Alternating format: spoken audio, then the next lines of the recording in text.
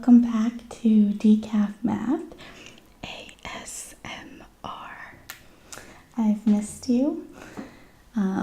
Today I wanted to work through a practice-related rates problem, and I wanted to try this on my new, in my new little setup here.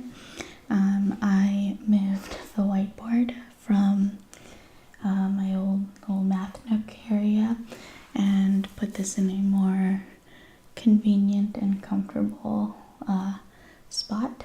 So I want to just kind of practice using the board and this setup in general. And if all goes well, I think I will be using this more often. And I will switch between the whiteboard and the the camera down tutorial style videos that we've been playing around with. So yeah, I'm still experimenting with ASMR elements and trying out different stuff and getting rid of the echo and whatnot. So it's been a lot of fun, and thank you for being here. So today I wanted to work on a volume type related rates problem. So we've already done the typical ladder problem, or at least one example of it. And so another classic example is to work with spheres or cones. So today we're going to do the sphere example. And, I just jumped right into saying this is a sphere, this is information about the sphere, but word problems might include stuff like a hot air balloon or just a regular helium balloon, like a spherical balloon, a beach ball, you get the idea. But I thought that we could just start with the most basic situation and continue practicing the steps for related rates problems, because it can get kind of complicated and tricky. So of course, if you want to, we can work through cones and stuff like that. And I think there's another classic example with shadows. I think it's a person walking away from a lamppost, and we have to work with similar triangles and stuff like that. But there's only a handful of types of problems for related rates in my experience, all the years that I've been tutoring it, and even when I learned it, and looking at old AP questions and stuff like that. For calculus 1, there's only a handful of types of problems really. So if you encounter one that I have not talked about, definitely let me know down below, because it might help someone else. So for related rates here, the problem is that the volume of a sphere is increasing by 0.5 cubic inches per second. So I just have my symbols here. Your word problem will probably be written nicely. I'm just kind of writing the shorthand to get my point across. So the volume of a sphere, the volume is the space inside of it, is increasing by a constant rate of half, or 0.5 cubic inches per second. And the question is, how fast is the radius increasing when the diameter is 14 inches? Okay, so the first thing to note is, how fast is the radius increasing? So basically, for word problems in general, we want to translate this into math notation, right? And the how fast is the radius increasing? In calculus speak, we're talking about dr dt, right? The derivative is all about the instantaneous rate of change. And when you learn about derivatives, this usually related rates come toward the second part of derivatives, because the first part is learning, okay, we're going to find slopes, and then we find the limit, so that we're finding the rate of change at any given instant, the instantaneous rate of change. And so when we're talking about this, we're talking about what is dr dt. How fast implies that it's the rate of change of the radius with respect to time at a particular instant. And the instant is when the diameter is 14 inches, right? So we are looking for dr dt. And the d, this is the derivative as opposed to delta, right? So we're looking for this, and when the diameter is 14 inches. So diameter, remember, is 2 times the radius, right? D equals 2r. That's going to throw you back to geometry, right? So for a sphere, you're going to have to think of it in 3 dimensions, but any point on the surface of the sphere, the distance from that to the center is your radius. And if you go straight from one point of the surface to the other, through the center, that's the diameter, right? And that's going to be 2r. So we know d equals 2r, which equals, and d here is the diameter, not like dr dt, right? So 2r equals 14, which means r equals 7 inches, right? 7. If you divide by 2 on both sides, this is algebra here, right?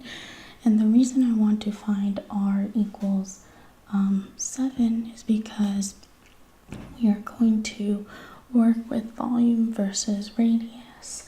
And the diameter is just, I mean, this is kind of a sneaky way to make you think like, oh, we might need another variable. But from the diameter being 14, we know at that moment r equals 7. So we don't need to introduce an unnecessary variable. So r equals 7 inches is a particular instant, right? And so to get some intuition about why this is an instantaneous, right, is because the volume of a sphere is increasing by 0.5, right? So that means that dv dt equals 0.5, right? It's the change in volume per change in time, so cubic inches per second, right? And it's increasing, so we have a positive 0.5. If it were decreasing, then the rate of change is negative, right? Okay, good, awesome. So the thing is, if you think about it, this picture is just like a random picture, right? I don't know what r is. It could be a really small sphere, it could be a really large sphere, or somewhere in the middle, right? But if the volume is always increasing by 0.5, that's constant. So the volume is the space in between, right? So if my sphere is kind of, can you see that? Yeah. If my sphere is kind of small, and I increase it by 0.5, right, by 0.5 cubic inches, let's say in 1 second, right? So that would affect the radius more than, say, if my sphere were already really large, right? And then I'm just going to increase that volume by 0.5. Relative to a larger sphere, increasing by 0.5 it's not going to do very much to the radius, right? Not as much as if I were to have this and I'm going to increase the volume by more. The radius is going to increase more, right? So does that make sense intuitively? I'm not sure, but I want to give you a general idea of why it's important to say at a particular moment, because, you know, it's different. This answer would be different when the diameter is, say, 2 inches. That would be a different value. Even though the volume is increasing at a constant rate, the radius will be changing at different rates. And so that's what we're going to calculate. And so if that, I don't know if that sort of thought experiment helps or makes it more complicated. Either way, we definitely expect it to be increasing because the volume's increasing, right? And so if this was complicated, let's just go right into the equations. Isn't it just so nice that, when life and everything gets too complicated, we can rely on math to just work itself out, huh? Nice and clean and everything. So let's just go into the equation if the common sense part's kind of too confusing. So we have dv dt equals 0.5. We have that we're solving for dr dt, and we have that r equals 7 inches. So you'll see that we're working with v and we're working with r. And so just like we did with the ladder problem for related rates, we're going to relate those two, and we have a formula for that. And that would be v equals 4/3 pi r cubed. Do you remember this? If you are taking AP Calculus, this will likely, I believe, will be on your formula sheet, but this is probably something you learned at some point, maybe in geometry or so. But the volume of a sphere, this is only for a sphere, is 4/3 pi r cubed. So we can have like a throwback for volumes, like if a cone, it's 1/3 pi r squared h, I believe. So this one's for a sphere. And so now we've related v and r, which will be very useful, because now we are going to take the derivative on both sides of this equation. So we have v and we have r. And we're going to take the derivative with respect to time. So this takes us back to implicit differentiation, okay? And so you can review my implicit differentiation videos, but let's just take this step by step. So the key thing is to remember that volume is a function of time. Okay, so this is a v, but really it's a v of t. And r is the function of time. It's an r of t. And the intuition there is because of the fact that we have this fast and this increasing at a rate. So it suggests that these are changing as a function of time. It's changing with time, which is why we have to emphasize at a particular moment. So just because we have v written like this, we have to know that it's a function of time. Just like when we had x and y in our implicit differentiation video, y is actually a function of x. So anytime we really took the derivative with respect to y, we also needed to use the chain rule and tack on by multiplying a dy dx. So let's do this. We're going to take the derivative on both sides with respect to t. Okay, on both sides. So the derivative of v with respect to t. So this is where we have to use the chain rule. And the way I like to think of it is v is a function of t. So we take the normal derivative, right? As in, what's the derivative of v with respect to v? That would be 1, right? 1. And that's just because like the derivative of x with respect to x is 1, right? That's our normal derivative. However, since v itself is also a function of t, we need to multiply by dv dt. This is the chain rule, okay?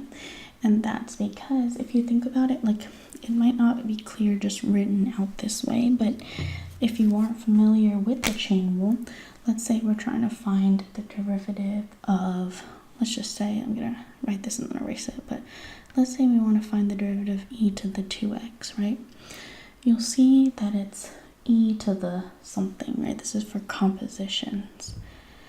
So e to the stuff, the derivative of e to the stuff, you remember, okay, e to the x, the derivative is of that is e to the x.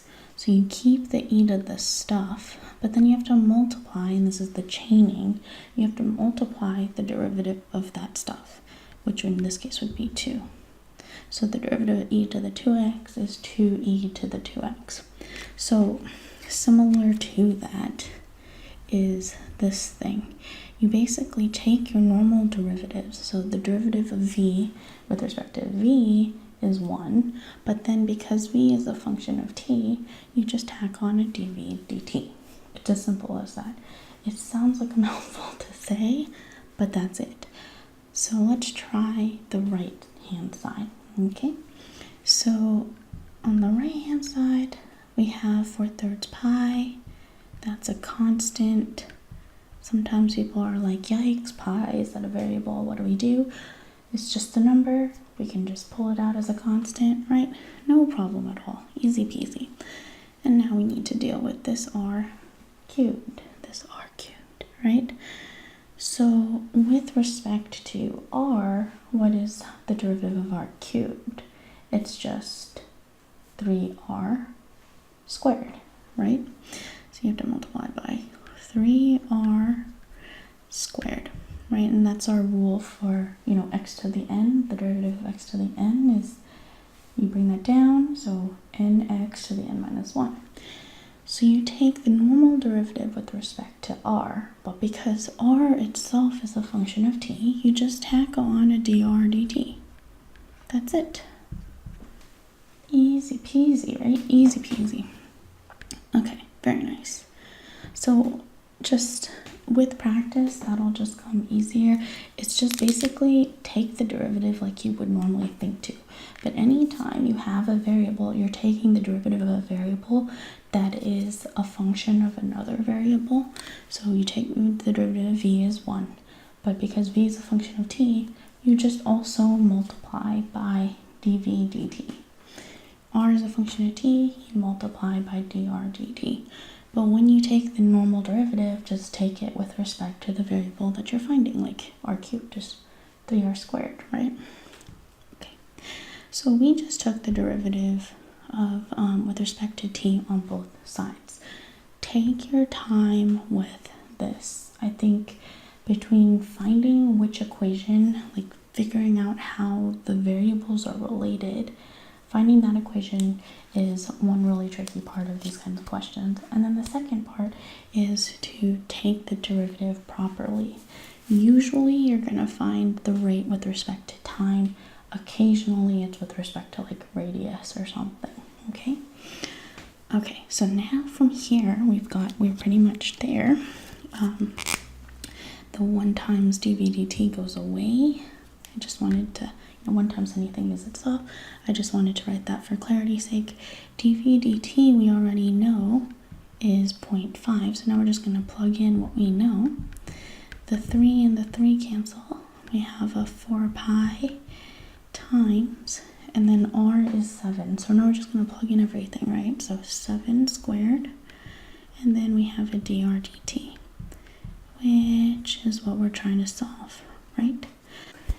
Okay, so now we just solve for dr dt, just algebraically, right? We can just go ahead and move the 4 pi times 7 squared over to the other side.